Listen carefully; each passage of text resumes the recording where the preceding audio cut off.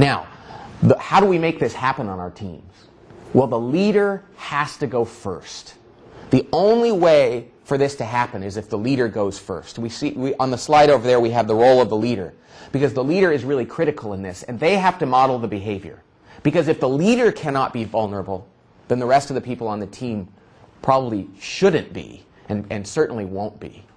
And the way I learned how important this is when I worked with a CEO of a company. Now, this is a famous CEO. You've seen his picture on national magazines, and you've heard of this guy.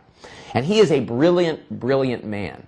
But at the time I worked with a company where he was the CEO, there were some real shortcomings in his leadership style. I don't know if he's changed those since then. He's now at a different company. And that previous company almost spun out of control, and they sold it off, and it really struggled.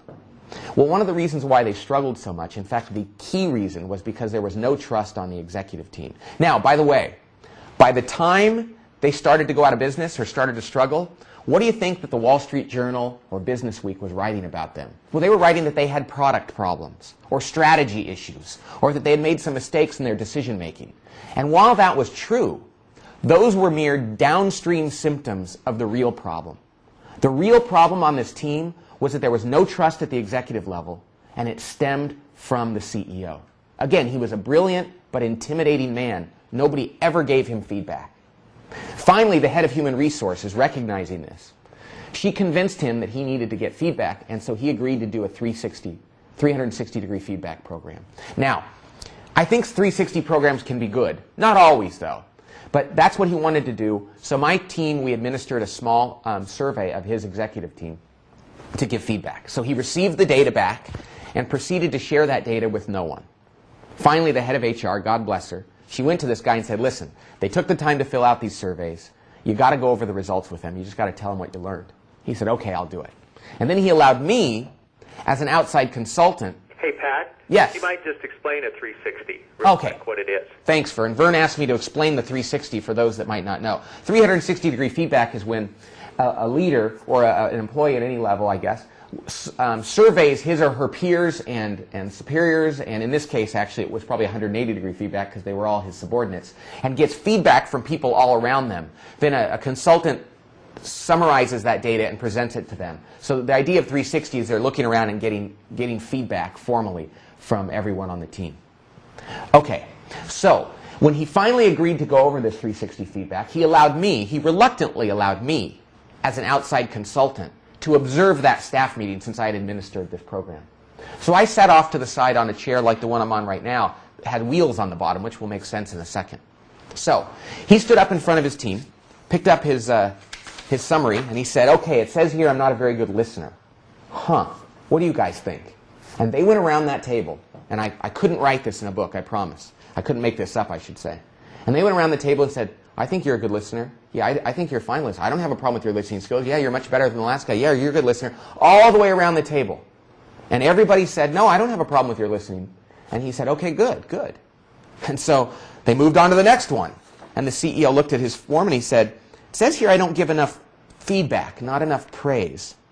I thought I'd gotten better at that one. What do you guys think? Once again, they went around the table. No, I think you give a lot of feedback. Yeah, I do too. I don't have a problem with it. Yeah, I think you give lots of praise. I think you've gotten really good at it. I don't have a problem. All the way around the table. And that's where I sat there that day and I said, if I have any integrity as a consultant, if I have any integrity at all, here's where I have to lose a client, or at the very least, put one in jeopardy. So I got in my little chair with wheels on it and I eked up to the table. I rolled up to the table right next to the CEO. And I said, excuse me, but you people are the only ones who filled this out? So somebody in here had to say this. Well, as you can imagine, it was pretty awkward. Until finally the head of marketing, poor guy, slowly raised his hand and said, well, yeah, I would like to get more, my team would like to get more feedback from you. They only hear about things if they screw up. I think they'd like to know if they were doing a good job. Yeah, I probably wrote that on my survey. I could vouch for that. The rest of the room was quiet. Until the head lawyer said, not me, I think you give plenty of feedback. And everybody else said, yeah, we do too. We really don't see a problem here. And they left that poor marketing guy there just to die. They just cut the legs right out from under him. Now, the moral of that story is twofold. First of all, that's the day the CEO lost all credibility. Because he was not able to stand there in front of that team who had all given him that feedback and say, I appreciate what you told me. I can verify that this is true. I've had this feedback in my career. My wife tells me this about every 2 weeks, because you know he knew about this. All he had to do was say, I appreciate the feedback. I'm going to work on these things. I can't promise I'll ever be great at it, and I'm going to need your help. But more than anything, I just want you to know I'm aware of it. That alone would have gained great credibility, and it would have done something else. It would have sent a message to that team that they also needed to be vulnerable. But when that CEO said, listen, I'm never going to admit my mistakes, he told the rest of that team, whether he realized it or not, and none of you should do it either, because a sign of weakness is a bad thing. So that team watched that company